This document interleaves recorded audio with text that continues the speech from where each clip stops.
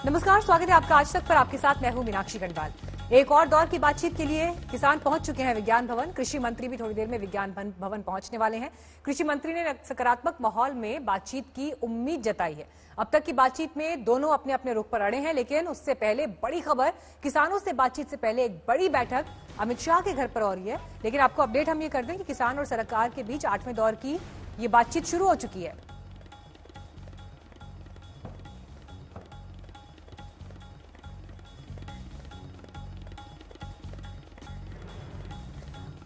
हमारे साथ इस वक्त सीधे ग्राउंड से हमारे संवाददाता हिमांशु मिश्रा मौजूद हैं, अशोक सिंघल मौजूद हैं। सबसे पहले अशोक, आपका रुख करते हुए कितना समय हो गया है बैठक को शुरू हुए और अभी क्या कुछ खबरें मिल पा रही हैं कि अभी किस लेवल तक की बातचीत वहां पर हुई है? देखिए, थोड़ी देर पहले ये बैठक शुरू हुई है क्योंकि अमित शाह से मिल रहे थे पहले पीयूष गोयल और नरेंद्र सिंह तोमर। वहां पे काफी लंबी बातचीत हुई, उनकी मीटिंग हुई, उसके बाद यहां पर पहुंचे। हालांकि किसान 1:30 बजे के करीब किसान नेता यहां पहुंच गए थे। 2 बजे मीटिंग शुरू होनी थी, लेकिन अभी थोड़ी देर पहले मीटिंग शुरू हुई है। पिछली बार भी ये मीटिंग लेट हुई थी क्योंकि मंत्री जो है, सरकार पूरी तैयारी कर लेना चाहती है किसानों से पहले, क्योंकि किसान जो है तीनों कानूनों की वापसी और एमएसपी गारंटी कानून की मांग पर अभी भी अड़े हुए हैं। उनका कहना इससे कम मानने को तैयार नहीं है। अब सरकार के सामने परेशानी ये है कि वो कैसे रास्ता निकाले, क्योंकि सरकार बार बार ये समझाने की कोशिश कर रही है कि तीनों कानूनों का क्या फायदा है। क्लॉज बाय क्लॉज एक एक पॉइंट को लेकर के वो किसानों को समझा रही है हर मीटिंग में। लेकिन किसान कह रहा है कि हमको ये वापस चाहिए, हमको अमेंडमेंट नहीं चाहिए। एमएसपी कानून गारंटी कानून को लेकर भी सरकार यही कह रही है कि ये एमएसपी पहले की तरह जारी रहेगी, लिख को देने को तैयार है। लेकिन किसान कह रहे हैं कि हमको गारंटी कानून बनाना पड़ेगा। अब देखना होगा कि सरकार कैसे चीजों को सुलझाती है। लेकिन सरकार की कोशिश यही है कि किसान का आंदोलन जल्दी खत्म हो, ताकि सब अपने अपने घर जाएं। जो दिल्ली के आसपास के रास्ते ब्लॉक किए हुए उसको जल्दी खत्म किया जाए। लेकिन किसान बार बार ये कह रहे हैं हम लंबी लड़ाई के लिए आए हैं और इन दोनों मुद्दों पे वो झुकने को तैयार नहीं है। और वो यही चाहता है कि जल्दी से जल्दी सरकार 2 मुद्दे, जैसे सहमति बनी थी पिछली मीटिंगों में, इस मीटिंग में भी दोनों मुद्दों पर सहमति बने। बिल्कुल। हिमांशु, देखिए जिस तरह की परिस्थितियां बन रही हैं, हम लगातार सुन रहे हैं कि किसान नेता जो हैं वो कैसे स्टेटमेंट्स दे रहे हैं। वो ये कह रहे हैं कि हम बजट देखकर जाएंगे। उनका ये कहना है कि हम अभी आने वाले दिन और देखेंगे, 6 महीने की हमारी रणनीति है, 26 जनवरी के लिए अलग प्लानिंग है। इन सबके बीच गृहमंत्री अमित शाह भी जब आज बैठक कर रहे होंगे तो ये तमाम फैक्टर्स उनके जहन में भी रहे होंगे। क्या उस बैठक में हुआ, कुछ इस पर आपको जानकारी मिली?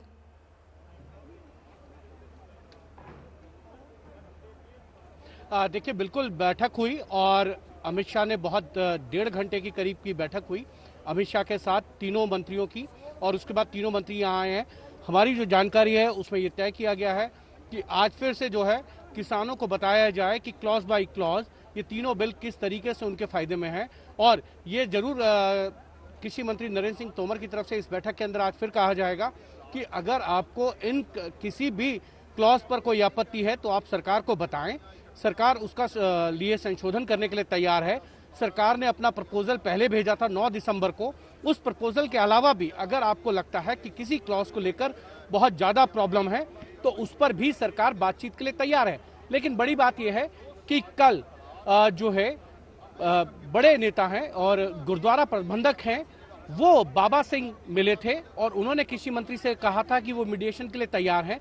उनका बहुत प्रभाव है पंजाब के अंदर, उनके बहुत से फॉलोअर हैं। और सबसे बड़ी बात यह है कि कृषि मंत्री ने भी कहा था कि एक अच्छी शुरुआत है, अगर आप मीडिएशन के लिए तैयार हैं, किसान संगठन आपकी बात सुनने के लिए तैयार होते हैं, तो हम किसानों की जो मांग है उनको एड्रेस करने के लिए तैयार हैं। और साथ ही साथ जो है बाबा सिंह, उन्होंने ये भी कहा था कि हम ये क्या कर सकते हैं कि किसानों माफ कीजिएगा राज्यों के ऊपर छोड़ दिया जाए इन तीनों कानूनों को लागू करने के लिए। तो नरेंद्र सिंह तोमर ने कहा था कि पहले किसान संगठन जो हैं वो इस पर राजी हो जाएं, उसके बाद हम इस पर चर्चा कर सकते हैं और फिर सरकार विचार करेगी आगे क्या करना है। लेकिन इतना था जरूर था कि जिस तरीके से मीडिएशन के लिए लखा सिंह बाबा सामने आए हैं, उसके बाद सरकार को उम्मीद थी कि आज किसान संगठनों का रुख जो है वो थोड़ा नर्म पड़ेगा। लेकिन जिस तरीके से किसान संगठनों ने ये कहा है कि जब तक तीनों बिल वापस नहीं होंगे वो अपना आंदोलन खत्म करने के लिए तैयार नहीं है। लेकिन सरकार को ये एक उम्मीद जरूर जगी है लखा सिंह के मीडिएशन की बात कहने के बाद कि कहीं ना कहीं जो है कोई व्यक्ति सामने आया है जो दोनों पक्षों के बीच में बातचीत के लिए तैयार है। एक बैक चैनल बातचीत के लिए तैयार हो रही है, क्योंकि फ्रंट पर जब भी बात आती है तो दोनों चीजों को ले बिल होती है। सबसे पहली शुरुआत होती है कि आप तीनों बिलों को वापस लेंगे, दूसरी तरफ सरकार कहती है मैं एमएसपी पर चर्चा करने के लिए तैयार है। तो अगर बैक चैनल बातचीत होगी तो सरकार के लिए एक अच्छा रास्ता निकालने भी दिखा रहे हैं, ताजा तस्वीरें जो मिल रही हैं हमें बैठक से, और ये बैठक शुरू हो चुकी है, जिस बात का जिक्र भी अशोक भी कर रहे थे कि समय हो गया है बैठक शुरू हुए और मंत्री पहुंच चुके हैं। लेकिन इस बैठक से पहले अहम बैठक गृहमंत्री अमित शाह के साथ भी दोनों मंत्रियों की हुई है। पीयूष गोयल, नरेंद्र तोमर उसमें शामिल हुए हैं और कहीं ना कहीं सरकार की नजर भी सभी परिस्थितियों पर है। अब ऐसे में सुप्रीम कोर्ट चिंता जता चुका है और आज का दिन इसलिए अहम है क्योंकि अगर आज की बैठक में भी बात नहीं बनती है, क्योंकि दोनों के स्वर जो हैं वो एक डेडलॉक पर आ रहे हैं, गतिरोध पर आ रहे हैं, कानून वापस लें, दूसरा पक्ष कह रहा है नहीं लिया जा सकता, और सुप्रीम कोर्ट में 11 तारीख को अहम सुनवाई है। सुप्रीम कोर्ट ये कह चुका है कि सभी याचिकाओं को एक साथ सुनेगा। अभी तक इस मामले पर हल नहीं निकला है और इसके लिए हम चिंतित हैं। तो आज का दिन इस मामले में बहुत अहम हो सकता है, क्योंकि उसके बाद सुप्रीम कोर्ट की दहलीज तक अगर ये मामला जाता है तो फिर सवाल वही बनता है। आइए सीधे रुक करते हैं अशोक सिंघल का। अशोक, अपडेट आया आपके पास कुछ? देखिए, बिल्कुल आज फिर मीटिंग में कृषि मंत्री नरेंद्र सिंह तोमर ने किसानों को कहा कि बिलों पे चर्चा कीजिए। अब उन्होंने अपील किया कि बिलों पे चर्चा होनी चाहिए, क्योंकि पूरे देश का ध्यान रखना जरूरी है। क्योंकि बार बार कृषि मंत्री और सरकार ये कहती रही है कि देश में और भी बहुत से स्टेट्स है, राज्य हैं जो बिलों का समर्थन कर रहे हैं, बहुत से किसान यूनियन है जो बिलों का समर्थन कर रही है। तो आज फिर तोमर ने यही कहा कि देश का ध्यान रखना भी जरूरी है, इसलिए बिलों पे चर्चा की अपील दोहराई है उन्होंने। लेकिन किसानों ने साफ तौर से उनकी अपील को ठुकरा दिया और कहा कि बिल वापस करने ही पड़ेंगे। तो पिछले बार वाली स्थिति जो पिछली मीटिंगों में होती रही है बिलों को लेकर के, वही स्थिति आज की बैठक में भी अभी तक दिखाई दी है, क्योंकि साफ तौर से किसानों ने नरेंद्र सिंह तोमर की अपील को खारिज कर दिया है और कहा है कि आपको बिल वापस लेने पड़ेंगे। लेकिन नरेंद्र सिंह तोमर ने, क्योंकि पिछली मीटिंग में कहा था कि वो बाकी किसानों से भी, बाकी संगठनों से भी, बाकी राज्यों के और प्रतिनिधियों से भी बात करेंगे इन 3 बिलों को लेकर, और आज नरेंद्र सिंह तोमर ने ये बात कहा है कि बाकी लोगों का ध्यान रखना भी जरूरी है, बाकी देश की चिंता भी हमको है। बिल्कुल ठीक है, आप आगे भी नजर बनाए रखें। अशोक, हिमांशु लौटेंगे आपके पास, लेकिन अब फिलहाल बढ़ते हैं आगे, रुक करते हैं अगली खबर का। बात एक्ट्रेस कंगना रनौत की, और उनकी बहन आज बांद्रा पुलिस स्टेशन में पेश हुई हैं। हाईकोर्ट के आदेश के मुताबिक राजद्रोह के केस में उनको थाने जाकर हाजिरी देनी थी। कंगना ने अक्टूबर में उनके खिलाफ दर्ज की गए राजद्रोह के केस को खारिज करने की मांग की थी और समन पर वो थाने नहीं गई थी। रीजन दिया गया था कि अभी वो घर पर हैं और उनके भाई की शादी का वक्त है, जो पहले से एक तय कार्यक्रम था, जिस वजह से वो अभी लौट नहीं सकती मनाली से। कंगना और उनकी बहन को गिरफ्तारी से राहत मिली, लेकिन उनको थाने में पेश होने के लिए कहा गया था। इसके बाद उधर कंगना ने एक ट्वीट भी किया और कहा कि क्यों मुझे शारीरिक और भावनात्मक रूप से टॉर्चर किया जा रहा है, मुझे देश से इसका जवाब चाहिए।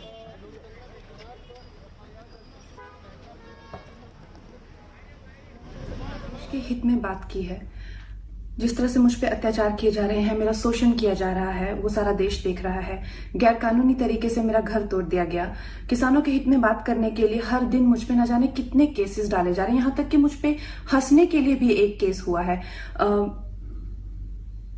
मेरी बहन, जिन्होंने कोरोना काल के शुरुआत में रंगोली जी ने डॉक्टरों पे हुए अत्याचार के खिलाफ आवाज उठाई थी, उन पे भी केस हुआ। उस केस में मेरा नाम भी डाल दिया गया, जबकि उस वक्त मैं ट्विटर पे थी भी नहीं। अब ऐसा होता नहीं है, लेकिन ऐसा किया गया। जो हमारे ऑनरेबल चीफ जस्टिस जी हैं, उन्होंने उस चीज को रिजेक्ट भी किया और उन्होंने कहा कि ये केस का कोई तुक नहीं है।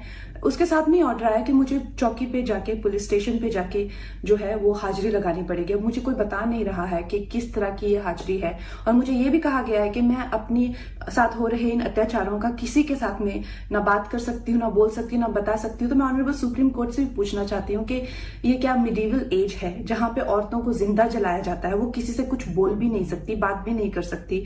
इस तरह के अत्याचार सारी दुनिया के सामने हो रहे हैं। मैं लोगों से यही कहना चाह रही हूँ, जो आज ये तमाशा देख रहे हैं, उनसे यही कहना चाह रही हूँ कि जिस तरह के खून के आंसू 1000 साल की गुलामी में सहे हैं, वो फिर से सहने पड़ेंगे अगर राष्ट्रवादी आवाजों को चुप करा दिया गया। जय हिंद। तो कंगना रनौत का ये पूरा स्टेटमेंट आपने सुना, वीडियो उन्होंने रिलीज किया, लेकिन आज थाने में पेश हुई। वो तस्वीरें भी आपको हम दिखा रहे हैं। सौरभ अक्तानिया मौजूद हैं हमारे साथ। सौरभ, क्या स्टेटस है अभी पेशी को लेकर? देखिए मीनाक्षी, अभी कुछ ही देर पहले कंगना रनावत बांद्रा पुलिस स्टेशन से निकली है। यहाँ की ताज़ा तस्वीरें आपको दिखा दूं कि Y+ सिक्योरिटी के साथ जो आई थी कंगना रनावत, उनकी बहन रंगोली और फिलहाल उनके जो एडवोकेट है रिजवान सिद्दीकी यहाँ पर मौजूद है। लेकिन बस 2 घंटे की लगातार पूछताछ के बाद आखिरकार कंगना रनावत और उनकी बहन बांद्रा पुलिस स्टेशन से निकली है। आपको बता दें, ये जो पूरा मामला है वो राजद्रोह को लेकर है और बॉम्बे हाईकोर्ट से उनको अरेस्ट की छूट है। लेकिन बांद्रा पुलिस स्टेशन का फिर भी कहना है कि अगर जरूरत पड़ी तो दोबारा उनको बुलाया जाएगा। आपको बता दें कि इस पूरे मामले की जो अगली सुनवाई है बॉम्बे हाईकोर्ट में वो 11 जनवरी को है, यानी कि सोमवार को। लेकिन आप तस्वीरों में यहाँ पर साफ देख सकते हैं किस तरीके से लगातार 2 घंटे कंगना रनावत से पूछताछ हुई है। एक कास्टिंग डायरेक्टर है साहिल सैयद, उन्होंने बांद्रा मजिस्ट्रेट कोर्ट में ये कंप्लेंट दी थी, जिसके बाद बांद्रा मजिस्ट्रेट कोर्ट के आदेश के बाद ये FIR दर्ज की गई थी। और उनको बता दें कि 2 से ज्यादा बार समन्स किए गए थे लेकिन वो आई नहीं थी। फिर वो खुद ही बॉम्बे हाईकोर्ट अप्रोच हुई थी, जिसके बाद अब कोर्ट के आदेश के बाद वो आज यहाँ पर पहुंची थी। 2 घंटे की पूछताछ के बाद सौरभ, क्या सवाल जवाब हुए, कुछ जानकारी मिल पाई? क्या उनसे पूछा गया कंगना से 2 घंटे अगर वो वहां पर मौजूद थी तो क्या चीजें पूछी गई उनसे? जी देखिए मीनाक्षी, बांद्रा पुलिस स्टेशन ने खास तैयारी की थी इस पूरे मामले को लेकर, क्योंकि देखिए ये जो पूरा आरोप है कि कम्युनल हेट्रेड, जाति भेद के आरोप कंगना रनावत पे लगे थे।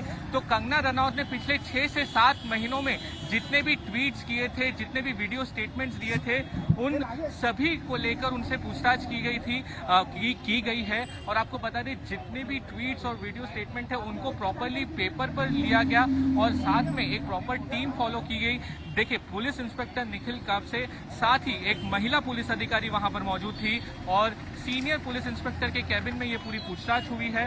अब हम कोशिश करेंगे कि उनके जो वकील है वो जो यहाँ पर मौजूद है रिजवान सिद्दीकी, उनसे बातचीत करने के लिए, लेकिन फिलहाल वो मना कर रहे हैं। लेकिन आखिरकार वो पुलिस स्टेशन आई है, बांद्रा पुलिस स्टेशन में, जहां पर उनके साथ 2 घंटे तक पूछताछ हुई है। अपने ट्वीट में कंगना ये कह रही है कि उनका शारीरिक और मानसिक रूप से जो है वो टॉर्चर किया जा रहा है, शोषण किया जा रहा है। क्या मतलब है इस बात का? उनका इशारा किस तरफ है? जी देखिए, इस पर साफ तौर पे एक इमोशनल कार्ड खेलने की कोशिश की गई है, क्योंकि देखिए उनका ऐसा कहना है कि इस पूरे केस से उनका कोई लेना देना नहीं है। उनका ये जो स्टेटमेंट है वो गलत तरीके से देखा जा रहा है। उनके एडवोकेट से भी जब हमने पहले बातचीत की थी तो उनका कहना है कि ये स्टेटमेंट से उनका कोई लेना देना नहीं है, वो कोई कम्युनल हेट्रेड नहीं पहुंचाना चाहती। और साथ ही बॉलीवुड से लेकर जो बातें उठ रही थी वो भी सब गलत है, लेकिन वो एक तरफ है, आरोप अलग तरफ है। और इसलिए इस पूरे जितने भी ट्वीट्स में आपको बता दूं, बांद्रा पुलिस स्टेशन ने एक पूरा डॉशर तैयार किया था, एक पूरी फाइल तैयार की थी। तो जितने भी उन्होंने मीडिया में स्टेटमेंट दिए हैं, जितने वीडियो स्टेटमेंट दिए हैं, जितने भी ट्वीट्स दिए हैं, उन सब को लेकर बारी बारी आज कंगना से पूछताछ हुई है। आपको मैं बता दूं कि पुलिस ऑफिशियल्स का ये भी कहना है कि ये सारा डॉशर तैयार करने के बाद बॉम्बे हाईकोर्ट में सबमिट किया जाएगा और जरूरत पड़ी तो वापस उनको स्टेटमेंट के लिए बुलाया भी जा सकता है। मीनाक्षी, अब आपको लेकर चलते हैं पुणे के सीरम इंस्टीट्यूट। हमारे सहयोगी पंकज खिलकर आपको दिखाएंगे वैक्सीन की लेबलिंग, पैकेजिंग से लेकर ट्रांसपोर्टेशन की पूरी प्रक्रिया। Exclusive report. EUA मिलने के बाद सीरम इंस्टीट्यूट को वैक्सीन लोगों तक पहुंचाना है और इसके लिए यहां हडपसर के सीरम फार्मा पार्क में किस तरह से लेबलिंग और पैकिंग का काम हो रहा है ये जानने की कोशिश हम करेंगे। यहां आज तक आया हुआ है हडपसर इलाके में सीरम इंस्टीट्यूट में। आप देख सकते हैं कि महाराष्ट्र पुलिस तैनात किए हुए है, अति दक्षता विभाग बन गया है ये पूरा इलाका। तकरीबन 6 करोड़ डोजेज यहाँ पर तैयार है ऐसा कहा जा रहा है। आगे क्या होने वाला है, ट्रांसपोर्टेशन कैसा होगा, ये जानने की कोशिश करते हैं। सीरम इंस्टीट्यूट ऑफ इंडिया के कोल्ड स्टोरेज में तकरीबन 50 to 60 मिलियन यानी 5 से 6 करोड़ डोजेस तैयार है। अब वो कोल्ड स्टोरेज से यहाँ पर ये वैक्सीन के बॉटल्स छोटी यहाँ पहुंचाई जा रही है। अत्याधुनिक मशीन है जिस पर प्रति मिनट 500 बॉटल्स को लेबल लगाया जाता है और बारीकी इतनी है यानी सावधानी इतनी बरती जा रही है कि जो स्टिकर है उसके ऊपर अगर एक डॉट भी इधर का उधर हो गया तो भी वो बॉटल किनारे कर दी जाती है। उसके बाद उसको मैन्युअली रेक्टिफाई किया जाता है और फिर वो पैकिंग में जाती है। तो यहाँ पर जो बॉटल्स है वो आगे किस तरह से बॉक्सेस में पैक होती हैं, इस बारे में जानते हैं। सर बताइएगा। सर ये हमारा जो लेबल हुआ वायल है उसको एक कन्वेयर के ऊपर लोडिंग करते हैं। इसमें से 2 ट्रैक में वो वायल डिवाइडेड हो जाती है और वो डिवाइडेड होने के बाद उसका 10 का एक रो बनता है। इसमें एक पार्टीशन इंसर्ट होता है। पार्टीशन इंसर्ट होने के बाद जो नेक्स्ट स्टेशन पे मेन कार्टनिंग लाइन के ऊपर वो पूरा बॉक्स ऑफ 50 का जो बॉक्स वायल्स आता है, वो वायल्स को फिर अनदर पार्टीशन रखते हैं क्योंकि each and every vial have a partition. तो 2 सब बॉटल के बीच में, कंटेनर के बीच में पार्टीशन रहता है, तो उसको प्रोटेक्शन मिलता है। और यहाँ पे देखो आप हाई स्पीड कैमरा सिस्टम्स है, वो कैमरा स्कैन करता है कि भाई 50 फाइल अंदर है कि नहीं है। अगर 50 फाइल अंदर नहीं रहेगी या कलर कैप भी डिफरेंट रहेगा तो उसको ऑटोमेटिक साइड में कर देता है। इसके बाद जब ये पूरा बंच जो बॉक्स ऑफ 50 का जो वायल्स है वो कन्वेयर से जब इधर आता है तो यू सी दिस इज, ये आप देख रहे हैं तो फुल्ली ऑटोमेटेड लाइन है। वहाँ पे पूरा बॉक्स ऑटोमेटिक ओपन होता है। ओपन होने के बाद बॉक्स के अंदर एक साइड से पूरा वायल्स जो 50 वायल्स है और इसके अंदर जो PIL चाहिए अपने को इंस्ट्रक्शन है वो दिया। हाँ, PIL बोलते हैं उसको, डायरेक्शन स्लिप बोलते हैं, वो हम रखते हैं। और उसके बाद पूरा का पूरा बॉक्स, ये जो 50 वायल्स है वो लिफलेट मीन्स डायरेक्शन स्लिप के साथ वो अपना बॉक्स ऑफ 50 में जाता है। ये यहाँ पर आपने देखा है लेबलिंग और पैकिंग हो रहा है। तकरीबन एक बॉक्स में 600 वायल्स है, यानी बड़े बॉक्स में 600 वायल्स, और जब ये 4 बॉक्स मिलाकर उसको आइस बॉक्स जो केमिकल आइस होता है वो उसके साथ रखकर पैकिंग किया जाएगा तो 1,20,000 डोजेस का बॉक्स ट्रांसपोर्ट होगा। तो सीरम इंस्टीट्यूट से आज तक की टीम सीधे पहुंची है पुणे हवाई अड्डे पर और यहां हम बात करेंगे एयरपोर्ट डायरेक्टर सिंह सर से। सर क्या कहेगा, कैपेसिटी कितनी है पुणे हवाई अड्डे की कार्गो ट्रांसपोर्ट करने की? हमारे एयरपोर्ट के ऊपर 150 टन कार्गो रोज हैंडल किया जाता है। हमारे एयरपोर्ट से देश भर के 15 एयरपोर्ट कनेक्टेड हैं।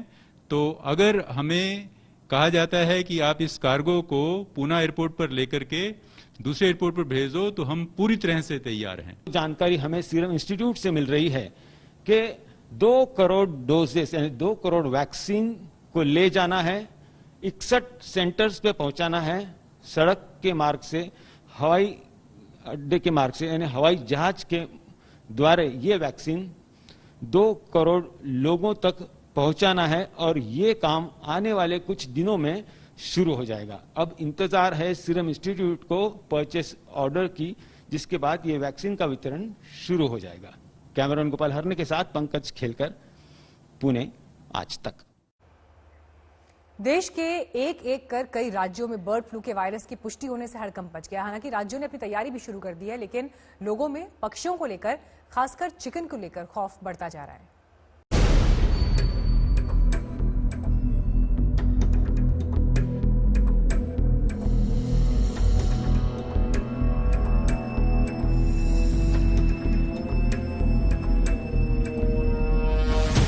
देश अभी महाविनाशक कोरोना महामारी से जूझ ही रहा है कि बर्ड फ्लू नाम की बीमारी ने डराना शुरू कर दिया है। खतरा इसलिए बड़ा है क्योंकि जहां कोरोना से मृत्यु दर सिर्फ 3% है, वहीं बर्ड फ्लू से करीब 50 लोगों की मौत की आशंका होती है। भारत के 5 राज्यों हिमाचल प्रदेश, हरियाणा, राजस्थान, मध्य प्रदेश और केरल में बर्ड फ्लू की पुष्टि हो चुकी है। मतलब इन 5 राज्यों में बर्ड फ्लू का वायरस मौजूद है। इन प्रदेशों में बड़ी संख्या में कौवों और दूसरे पक्षियों की मौत हुई है। जहां देश के 5 राज्यों में बर्ड फ्लू यानी एवियन इन्फ्लुएंजा अपनी पैर पसार चुका है, वहीं जम्मू कश्मीर, तमिलनाडु, उत्तर प्रदेश, गुजरात और पंजाब भी इसे लेकर सहमे हुए हैं, क्योंकि इन राज्यों से जांच के लिए सैंपल लैब पहुंच चुके हैं। आशंका जोरदार है कि इनमें भी बर्ड फ्लू के वायरस हो सकते हैं। मध्य प्रदेश के नीमच और इंदौर में मृत पाए गए कौवे और मुर्गियों की जांच में बर्ड फ्लू की पुष्टि से हड़कंप मचा हुआ है। हम लोगों ने जो 44 कौवों की डेथ अभी 2 दिन पहले हुई थी, उसकी रिपोर्ट भोपाल भेजी गई थी। उसमें से 2 रिपोर्ट्स पॉजिटिव आई हैं, जो H5 एवियन इन्फ्लुएंजा रिपोर्ट हुआ है। इसमें पशुपालन विभाग के साथ सलाह की गई और उनकी सलाह एवं निर्देश अनुसार इस पूरे जो सैंपल लॉट था उस एरिया को पूरा कंटेन करने के लिए हम लोगों ने वहाँ की जितनी भी चिकन शॉप्स हैं वो तुरंत बंद करने का आदेश भी दे दिया है। हमने फैसला किया था कि दक्षिण के राज्य जहां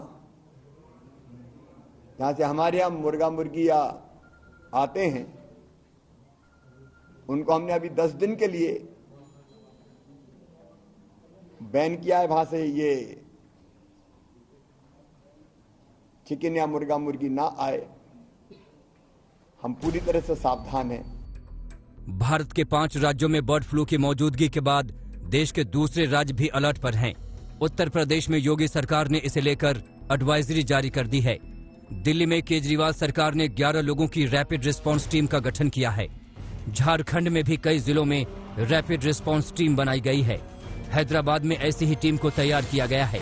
केरल और हरियाणा में केंद्र ने कई टीमों को भेजकर उनकी तैनाती कर दी है। जम्मू में भी 150 कौवों की मौत से दहशत है।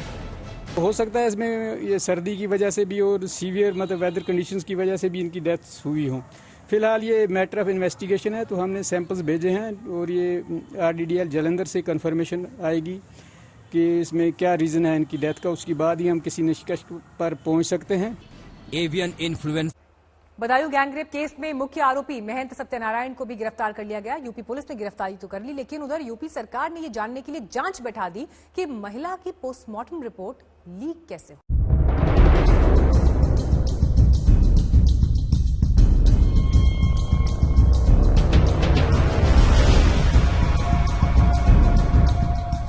इंसानियत को तार तार कर देश को हिला देने वाले बदायूं रेप कांड में आखिरकार पुलिस को चुस्ती दिखानी पड़ी। मंदिर में पूजा के लिए आई महिला से हैवानियत का इल्जाम जिस महंत सत्यनारायण पर था, उसे 48 घंटे बाद आखिरकार पुलिस ने दबोच लिया। मानवता से खिलवाड़ करने वाला ये महंत अपने ही किसी चेले के घर में छिपा था और मामले का मुख्य आरोपी था। महंत पर 50,000 रुपए का इनाम रखा गया था और 4 टीमें उसकी तलाश में जुटी थी। ये उदयपुर थाना क्षेत्र में हुई घटना के संदर्भ में IPC 376D और 302 के अंतर्गत मुकदमा दर्ज किया गया था। इसमें 3 नामजद अभियुक्त थे, जिनमें से 2 की गिरफ्तारी पूर्व में ही कर ली गई थी। तीसरा जो अभियुक्त फरार था, जिस पर 50,000 का इनाम था, उसे भी ग्राम नेवली के निकट पकड़ लिया गया है। पुलिस इन्वेस्टिगेशन कर रही है, इंटरोगेशन कर रही है और जो भी तथ्य और सबूत एविडेंस सामने आएंगे उनके आधार पर आगे कार्रवाई की जाएगी। सत्यनारायण इस केस का तीसरा आरोपी है जिसको पकड़ा गया है। यूपी सरकार का कहना है कि कानून के मुताबिक जितनी सख्त सजा संभव होगी इन दरिंदों को दिलाई जाएगी।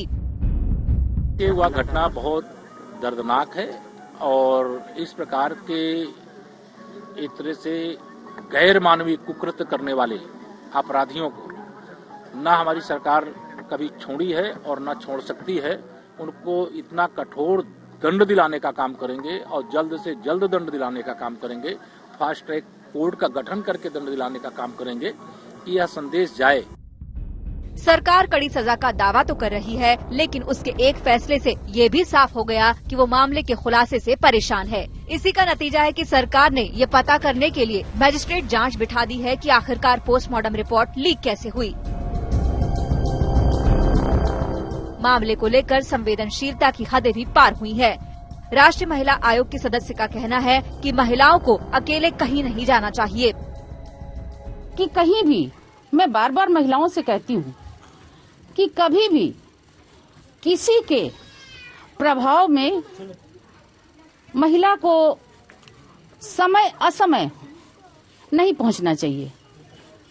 सोचती हूँ कि अगर संध्या के समय में वो महिला नहीं चली गई होती या परिवार का कोई बच्चा साथ में होता तो शायद ऐसी घटना नहीं घटती। एक अकेली बेबस महिला के साथ जो सलूक हुआ उसका खुलासा करने वाली रिपोर्ट बाहर आने का पता करने की जगह यूपी सरकार को ये पता करना चाहिए कि इन दरिंदों के मन में कानून का डर आखिरकार क्यों नहीं था। प्रयागराज से पंकज श्रीवास्तव और लखनऊ से अभिषेक मिश्रा के साथ आज तक ब्यूरो। शुरुआत इस वक्त की बड़ी खबर के साथ 26/11 हमले के मास्टरमाइंड ज़कीउर रहमान लखवी को पाकिस्तान के कोर्ट ने 15 साल की सजा सुनाई है। टेरर फंडिंग मामले में लखवी को कोर्ट ने ये सजा सुनाई है, 15 साल की सजा।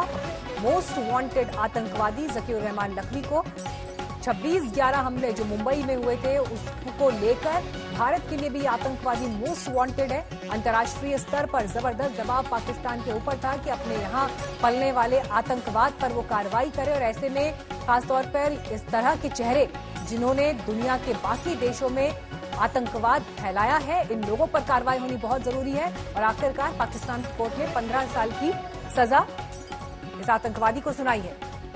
लेकिन इससे पहले भी जब देखा गया है, चाहे वो हाफिज सईद का मामला हो या कुछ और अन्य आतंकियों का, जब उनके ऊपर इस तरह की सजा या कार्रवाई होती भी है तो वो सजा उस तरह से नहीं दी जाती है, सिर्फ एक नाम भर के लिए रह जाती है। तो देखना यह होगा कि क्या यहां पर पाकिस्तान अंतर्राष्ट्रीय स्तर पर जो दबाव है उसके सामने एक मैसेज दे पाने में कामयाब होता है या नहीं। लेकिन भारत के लिए भी ये आतंकवादी मोस्ट वांटेड। आइए बढ़ते हैं आगे और अब रुक करते हैं अगली खबर का, बात अमेरिका की, जहां पर कैपिटल हिल में हुए हमले के बाद लोकतंत्र और लोकतांत्रिक मूल्यों को लेकर एक नई बहस छिड़ गई है। इस बीच डोनाल्ड ट्रंप ने यह कहा है कि 20 जनवरी को सत्ता हस्तांतरण तय तरीके से होगा।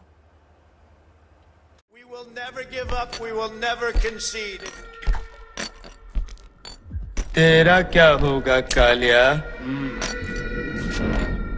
Dare call them protesters. They were a riotous mob, insurrectionists, domestic terrorists.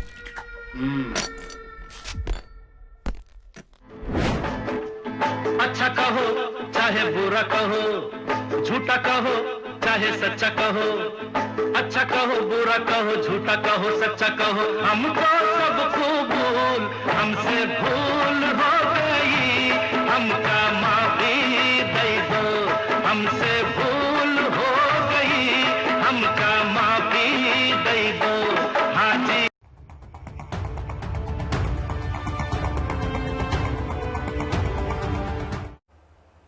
तो अब सवाल यही कि आखिरकार ट्रंप के इन नरम पड़ते सुरों के पीछे वजह क्या है। आप हैरान होंगे जानकर कि ट्रंप माफी मांग रहे हैं। सूत्रों से खबर पक्की है कि वो अपने सलाहकारों से इस पर बात भी कर रहे हैं कि क्या वो खुद को किसी भी कानूनी पचड़े से माफ करने का आदेश जारी कर सकते हैं, ऐसा आदेश जो ट्रंप को किसी भी कानूनी केस से सजा के लिए बरी कर देगा, यानी उन पर केस नहीं चलाया जा सकेगा।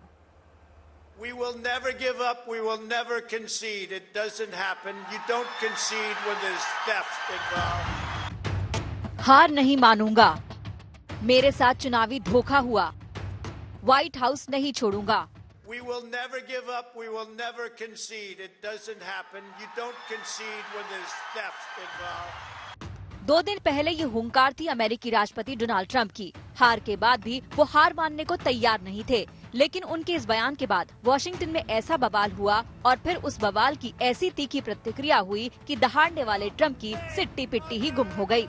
व्हाइट हाउस न छोड़ने की बात करने वाले ट्रंप शांति के साथ जो बाइडेन को सत्ता सौंपने पर राजी हो गए। ढीले पड़ गए ट्रंप के तेवर। ट्रंप ने पहली बार मानी हार, बाइडेन को सत्ता सौंपने को तैयार ट्रंप। जी हां, चुनावी शिकायत के बाद ये पहला मौका है जब ट्रंप इसे चुनौती देने की जगह सत्ता सौंपने पर राजी हुए हैं। अमेरिकी तारीख के मुताबिक गुरुवार को एक वीडियो संदेश जारी कर ट्रंप ने ख्वाहिश तो जाहिर कर दी, लेकिन लगे हाथ बाइडेन के चुनाव पर उंगली उठाना नहीं भूले। My only goal was to ensure the integrity of the vote. In so doing, I was fighting to defend American democracy. I continue to strongly believe that we must reform our election laws to verify the identity and eligibility of all voters. Capitol Hill के बवाल के 24 घंटे के भीतर Trump के तेवर बदल गए हैं।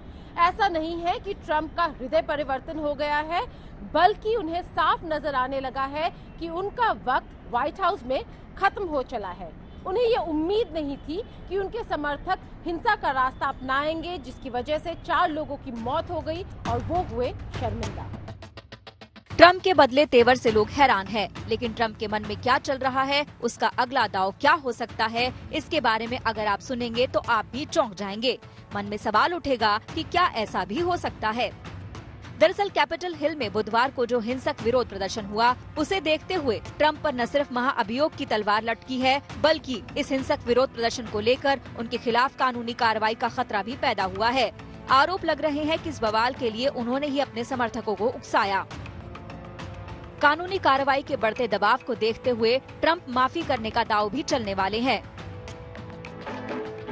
अच्छा कहो चाहे बुरा कहो, झूठा कहो चाहे सच्चा कहो, अच्छा कहो बुरा कहो झूठा कहो सच्चा कहो हमको सब कबूल हमसे भूल हो गई हमका माफी दे दो हमसे भूल हो गई हमका माफी दे दो। जी हाँ, ये बेहद दिलचस्प घटनाक्रम है। खबर है कि अमेरिकी राष्ट्रपति डोनाल्ड ट्रंप ने अपने सलाहकारों से इस पर चर्चा की है। इस घटनाक्रम से जुड़े सूत्रों का कहना है कि व्हाइट हाउस छोड़ने से पहले ट्रंप खुद को माफी देना चाहते हैं। हालांकि ये साफ नहीं है कि ये चर्चा कैपिटल हिल में मचे बवाल के बाद हुई या पहले। हालांकि सूत्रों के मुताबिक ये पता चला है कि कैपिटल हिल में बवाल के बाद व्हाइट हाउस के कानूनी सलाहकार पैट सिपलोन ने ट्रंप से कहा कि दंगा भड़काने को लेकर उन्हें कानूनी कार्रवाई का सामना करना पड़ सकता है। ट्रंप का ये दाव आपको हैरान कर सकता है, लेकिन ये बात पहली बार सामने नहीं आई है। ट्रंप काफी पहले से ही इसकी बात करते रहे हैं। ट्रंप के मन में ये बात मजबूती से बस गई है कि उनको खुद को माफी देने का अधिकार है। करीब 2 साल पहले 2018 में म्यूलर इन्वेस्टिगेशंस के दौरान ट्रंप ने ये बात एक ट्वीट के द्वारा कही थी। उनका ये मानना था कि उनको तब माफी की जरूरत नहीं थी क्योंकि उन्होंने कुछ गलत नहीं किया, लेकिन अब वो फिर से अपने सलाहकारों से सलाह ले रहे हैं ये जानने के लिए कि क्या वो अपने आप को माफी दे सकते हैं या नहीं। जाहिर सी बात है, कैपिटल हिल में जो हुआ और कैंपेन के दौरान ट्रंप ने जो किया उसका खामियाजा ट्रंप को भुगतना पड़ सकता है। नई दिल्ली में गीता मोहन, आज तक।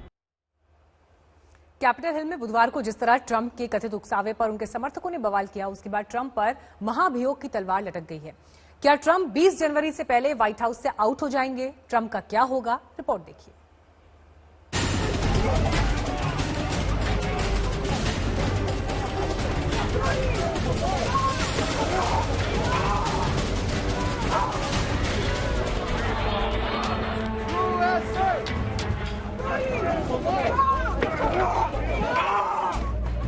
क्या व्हाइट हाउस से बेदखल होंगे Trump?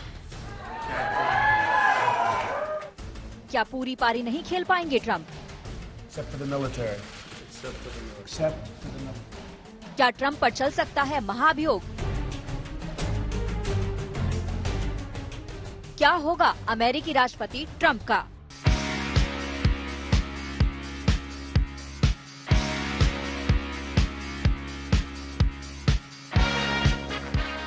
Donald Trump, super power America के मौजूदा राष्ट्रपति, ऐसी शख्सियत जिनके बारे में आप कभी कोई भविष्यवाणी नहीं कर सकते। वो कब क्या कहेंगे, क्या करेंगे, कहना मुश्किल है। न प्रोटोकॉल की चिंता, न अमेरिका जैसे देश के राष्ट्रपति होने का दबाव। We have come to demand that Congress do the right thing and only count the electors who have been lawfully slated. I know that everyone here will soon be marching over to the Capitol building to peacefully and patriotically make your voices heard. चुनाव में धांधली की बात अक्सर विपक्ष करता है, लेकिन ट्रंप राज में उल्टी धार बह गई। अपनी हार कबूल करने की जगह ट्रंप धांधली की बात करने लगे और अपने समर्थकों को संसद मार्च के लिए उकसा दिया। फिर जो हुआ वो इन तस्वीरों में कैद है।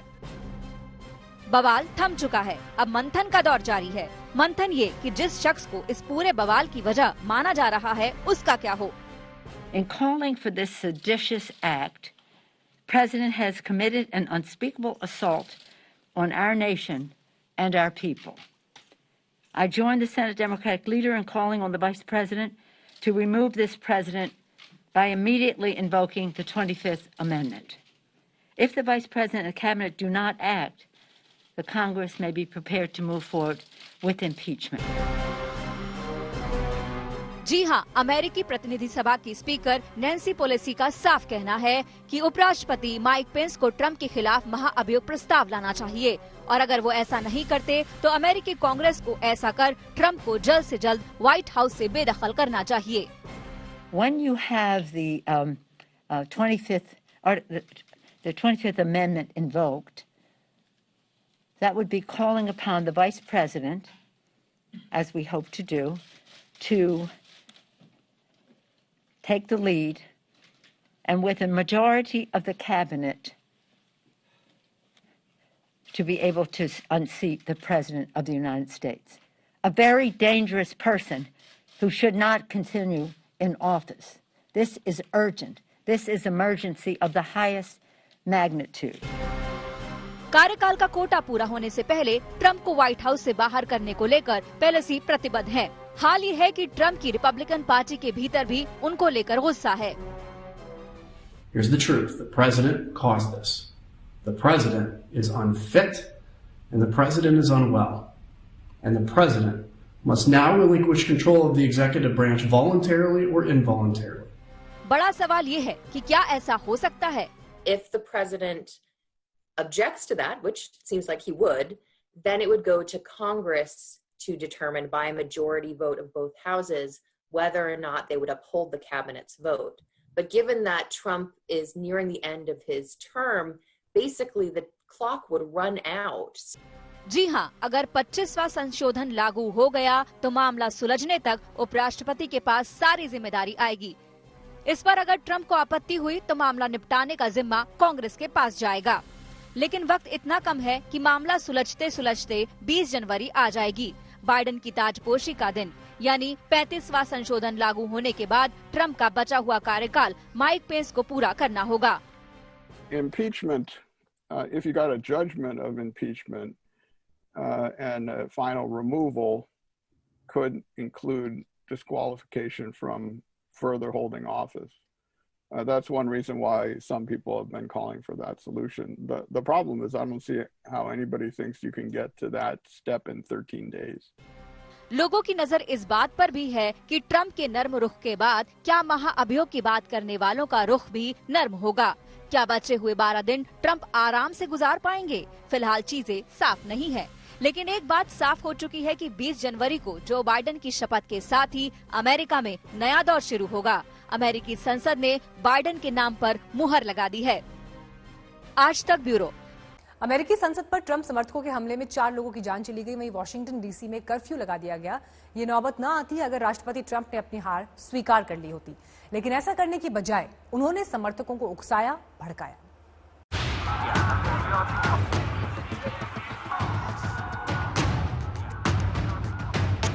अमेरिकी संसद के अंदर और बाहर मचा ये बवाल क्यों हुआ? जवाब है क्योंकि इसे ट्रंप ने भड़काया। आखिर क्यों? क्योंकि ट्रंप नहीं चाहते थे कि संसद बाइडेन को 20 जनवरी को होने वाले शपथ ग्रहण के लिए हरी झंडी दे। अंदर इसी से जुड़ी कार्यवाही चल रही थी और बाहर मौजूद ट्रंप समर्थकों को मंजूर नहीं था कि संसद बाइडेन के हक में फैसला सुनाए, और अपने समर्थकों को खुद ट्रंप ने भड़काया था। We're going to walk down to the Capitol and we're going to cheer on our brave senators and congressmen and women, and we're probably not going to be cheering so much for some of them, because you'll never take back our country with weakness. You have to show strength and you have to be strong. ये वही Trump हैं जिन्होंने चुनाव में America को फिर से महान बनाने का नारा दिया था। Together, we will make America strong again. We will make America wealthy again. We will make America proud again. लेकिन चुनाव में हार के बाद ट्रंप ने समर्थकों को कैपिटल हिल पर चढ़ाई के लिए उकसाकर अमेरिका को कैसी महानता दी, ये पूरी दुनिया देख रही है। ट्रंप का इशारा मिलते ही उनके समर्थकों का हुजूम कैपिटल हिल की ओर उमड़ पड़ा। ट्रंप समर्थकों का सैलाब संसद भवन को अपने घेरे में ले चुका था। मगर अमेरिकी एजेंसियां लोकतंत्र की साख पर बट्टा लगते नहीं देख सकती थीं। उन्होंने सख्त रुख अपनाते हुए कार्रवाई की, जिसका खामियाजा हुड़दंग मचाते ट्रंप समर्थकों को भुगतना पड़ा। दूसरी तरफ ट्रंप समर्थक पुलिस वालों से गाली गलौज करते रहे। ट्रंप समर्थकों ने एक बाइडेन समर्थक को बुरी तरह पीटा। चुनाव के बाद अमेरिका में जिसका डर था वही हुआ। अगर राष्ट्रपति ट्रंप ने सम्मानजनक तरीके से अपनी हार मान ली होती तो ये नौबत न आती। अमेरिका में 3 नवंबर को चुनाव हुआ था। जनता ने इलेक्टर्स को चुनने के लिए वोट डाला, जो राष्ट्रपति को चुनते हैं। उनके कुल 538 वोट होते हैं। राष्ट्रपति बनने के लिए 270 वोटों की जरूरत होती है। वोटों की गिनती के बाद साफ हो गया कि बाइडेन को 306 जबकि ट्रंप को 232 वोट मिले, यानी ट्रंप हार चुके थे। लेकिन ट्रंप ने हार नहीं मानी। जब अमेरिकी संसद बाइडेन की जीत पर मुहर लगाने जा रही थी, तब ट्रंप ने अपनी सत्ता के लिए अपने समर्थकों का ऐसा इस्तेमाल किया जिसने अमेरिकी लोकतंत्र की धज्जियां उड़ा दी।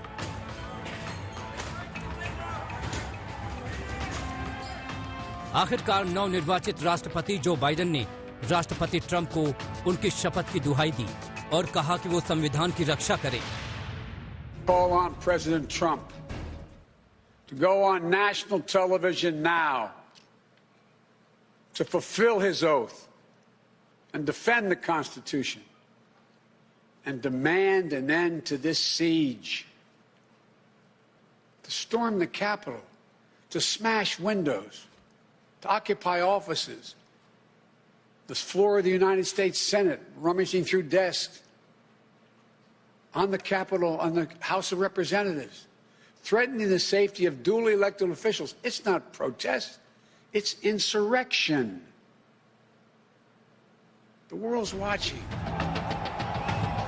वहीं ट्रंप के बयानों से हालात बिगड़ता देख ट्विटर ने ट्रंप के अकाउंट को 12 घंटे, जबकि फेसबुक और इंस्टाग्राम ने 24 घंटे के लिए बंद कर दिया। ट्विटर, फेसबुक और यूट्यूब ने डोनाल्ड ट्रंप के भाषण के सभी छोटे छोटे वीडियो हटा दिए। ट्विटर ने चेताया कि अगर ट्वीट नहीं हटाए गए तो ट्रंप का ट्विटर अकाउंट लॉक ही रहेगा। बवाल के बाद ट्रंप ने अपने समर्थकों से शांति बनाए रखने और घर लौट जाने की अपील की, लेकिन वो चुनाव में धांधली की बात दोहराने से नहीं चूके। We love you. You're very special. You've seen what happens. You see the way others are treated that are so bad and so evil. I know how you feel. But go home and go home in peace. Trump ने हिंसा की निंदा नहीं की, उल्टे अपने समर्थकों की पीठ ही थपथपाई। I know your pain. I know you're hurt. We had an election that was stolen from us. हंगामा थमने के बाद कैपिटल हिल में भारी तादाद में सुरक्षा बल मौजूद थे। संसद की कार्यवाही फिर से शुरू हुई। इलेक्टोरल कॉलेज के वोटों की गिनती पूरी हुई। बाइडेन जीत गए। अब 20 जनवरी को बाइडेन राष्ट्रपति पद की शपथ लेंगे। वहीं ट्रंप को व्हाइट हाउस खाली करना होगा। इस फैसले के बावजूद ट्रंप ने अपनी हार नहीं मानी है। उन्होंने अपनी सत्ता बाइडेन को सौंपने पर हामी भरी है, लेकिन वो चुनाव पर फैसले को कोर्ट में चुनौती देंगे। आज तक ब्यूरो। अमेरिका का ये हाल देखकर उन लोगों को भी सबक मिला होगा जो दूसरे देशों में इस तरह की हिंसा को विरोध प्रदर्शन का नाम देकर उपदेश देते हैं। पिछले कुछ वर्षों में भारत के साथ भी इन लोगों ने ऐसा ही किया। सीएए का मामला हो, अनुच्छेद 370 का मामला हो, असहिष्णुता के आरोप हो या फिर किसान आंदोलन हो, भारत के खिलाफ दुष्प्रचार का मौका नहीं छोड़ा गया।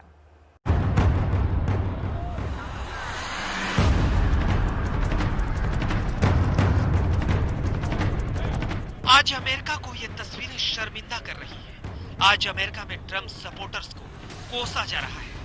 अमेरिका इसे विरोध प्रदर्शन नहीं, लोकतंत्र पर हमला कह रहा है। अब इन्हें समझ में आया है कि अराजकता क्या होती है।